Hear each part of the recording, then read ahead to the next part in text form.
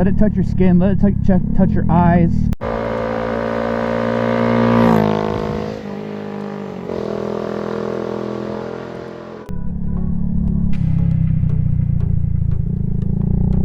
So I forgot my pre-workout this morning again. I forgot it yesterday and I forgot it today. Yesterday though, luckily my wife was coming into town, so she was able to drop it off for me. Today though, she's a stay-at-home. She's what you call a homemaker, and AKA, or also you could say a housewife. She's the mom. She's got a good gig, dude. But I said, you know what, I wasn't feeling too hot again. You know, yesterday I was feeling good enough to go to the gym and shit, but today, nah, dog. Nah, fam, I just wasn't. I was like, oh, so I still am. I'm just so low energy. It's this stupid ass cold that won't leave me alone, dude. I can't shake it. It's like a bad habit.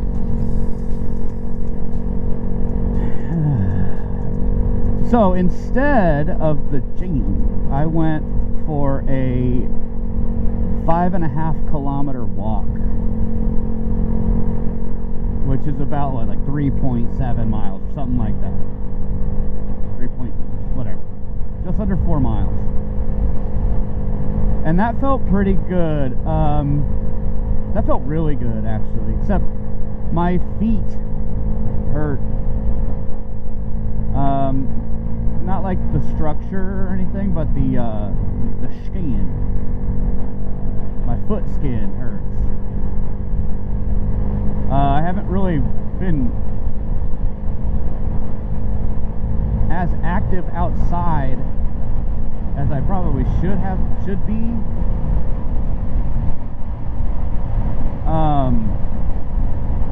But you know, I just throw in my backpack. Today my backpack only weighed about 15 pounds, maybe 20. And still a little weighted hump never killed anybody. It was great. It was fucking great. On flat. All on flat. Now and if you watch me long enough, you know I have like these plans. Oh, I'm gonna do this. And then I do it for a little bit, and then I just completely fucking fall off the map on it, and then I go do something else.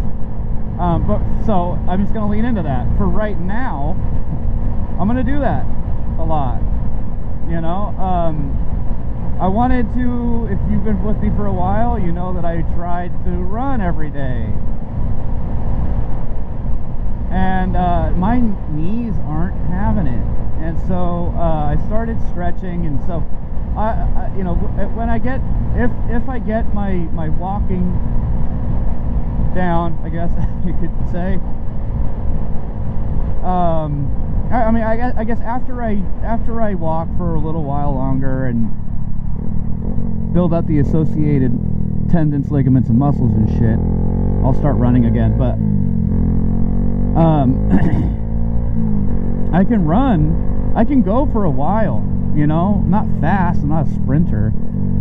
I can go for a hot minute, but it's not my cardiovascular health that holds me back, or my you know, cardiovascular capacity that holds me back. It's my goddamn knees. You know, fucking everybody I know, or I guess everybody that I deployed with, except for the women, and well, mostly the women, because our unit did not, or no, I mean my wife's unit did not want the females leaving the wire. And I kind of wish we took that approach too, because when Alyssa Welch got blown up, that was a fucking crazy emotional experience for all of us, you know, because these are our sisters that are getting blown up. You know, they're not, yes, they're Marines, yes, they signed up to do the same thing we did, but I mean, I don't agree with women being out in combat. Now, the women don't fulfill a combat role, and rightly so. Nothing against them. It's just that they can't compete. They've washed out every single time. They can't compete with the men. And even if they could, I couldn't do that. I couldn't see a fucking woman get blown in half. So anyway, everybody I've deployed with has similar issues. It's just lower back and knee pain. And it goes to, you know, you can point to the way we trained at the time, which we still train the same way, and the conditions of the war, where we were engineers. I was at 9th Engineer Support Battalion when I deployed, and we were building a road from Route 1, which is like virtually the only paved highway, paved road really, in northern Helmand province, out to the Gurjaki Dam. And so we're jumping in and out of our trucks a lot, all the while we're wearing our, you know, our we call it flak and Kevlar, but it wasn't a flak jacket. It's a full-on plate carrier with front, back, and side SAPI plates.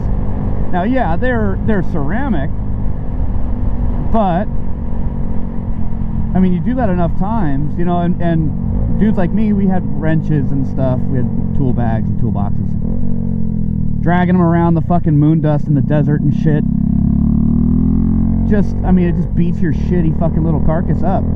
So anyway, long story short, I'm gonna try to hack my carcass into getting myself back into shape.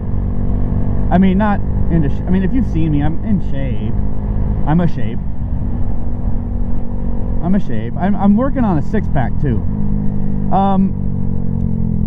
Dr. Mike Israetel from Renaissance Periodization was talking about cardio when he was critiquing Max something, some TikToker, Max Lifts, and Max was saying, you know, he's like, I don't really do all that much cardio, but I make sure my steps, my daily steps are up there, you know, like when you're cutting, like almost double your daily steps. So you know, I'm not saying do that instead of cardio. I'm not saying that at all. Sam Solik, if you're listening, sorry dog, that's not what I'm trying to say, man. Don't block me. But if you're new to exercise, or if you just want to start to get into shape or back into shape or whatever, or you're bored and you're not feeling too great, or you're depressed, go for a walk, bro. Dude, at the end of my walks, I feel fucking great. You know, I got a brighter disposition. You know, I might enter the walk a little bumpy, but I come out a little smiley, you know? Not a little bump anymore. So yeah, you know, and I think a lot more people should do that, because on my walk, I ran into one other person walking. Now, albeit, it was 9:30 to 10:30. Everyone else is at work. But even when I go into town on the weekends, and it's not a hot day, it's not a cold day, it's not raining yet. It's 65 out, you know, jeans and a t-shirt. You're good to go. But even on the weekends, it's not common to see people walking around. At the same time, though, in the same vein, my town is designed like, who gives a shit? Like, it was so weird. The way it's designed is so bizarre. It's almost like everything is an afterthought. Everything was an afterthought. You know, like they just built. And then eventually a city planner got involved and said, whoa, fuck no, fuck this, and left. You know, because like there's no planning. So for example, you got Safeway. It's on the corner of 211 and 213. That's on the far west side of town. And then, you know, if you head east about a mile and a half, you've got Bimart. And that's kind of it. And then, well, I guess then you go another 3/4 mile east and you've got downtown. What's in downtown? Fucking nothing. You got like 3 or 4 tattoo parlors, which is fine. You got like 4 bars. I mean, it almost sounds like, what the fuck is this, a college town, a military town? Nope. It's just a redneck town. But, you know, which I love. I do love it. But at the same time, I kind of wish, you know, why isn't, I don't know. I mean, there's restaurants down there. But I wish it was, if you could redesign it more, way more people would spend more time downtown, and you'd have more people walking the streets. And so if you're a European watching this, like, yo, why do Americans walk, like drive everywhere? Why don't you walk or take the bus? Well, the bus, we have a little city bus, but, well, one, you don't know if you're going to step in fucking piss or sit in piss or, you know, get hepatitis if you get on public transport on the West Coast in America. Public transport, like, people just don't really use it. You know, like in the cities, they might. I mean, they do. Like, they use the Max in Portland. But even then, not very often. Because people don't want to be trapped in a little space, especially since an independent research team or journal or whoever, they ran tests on the Max buses and trains and found that there is a 100% chance you will come in contact with fentanyl. Like, it's in the air, it's on the walls, it's everywhere. Now, it's not going to be enough for, you know, to do anything, but when they test it, you know, they took a swab, they swabbed the wall, they swabbed the seat, swabbed the cabin air filters, fentanyl. And that's for the Max and the bus. So it's like, I wouldn't want to take the bus either. You know, defend that. Defend fentanyl on the buses. I dare you. I'd love to hear a good defense, a good argument, but sorry, dude, fentanyl, shit. A couple years ago, there was a kid who contracted hepatitis in Portland, Oregon, from touching a fucking loose needle on the train, on the Max train. So anyway, hey, get out there and train your feet a little bit. You know, get your blood moving. You know, a 5-minute, 10-minute, 15-minute walk. Yo, dude, you'll feel good. A brisk pace. Don't fucking meander. Go for a little walk, man. I tell you, it's a great thing.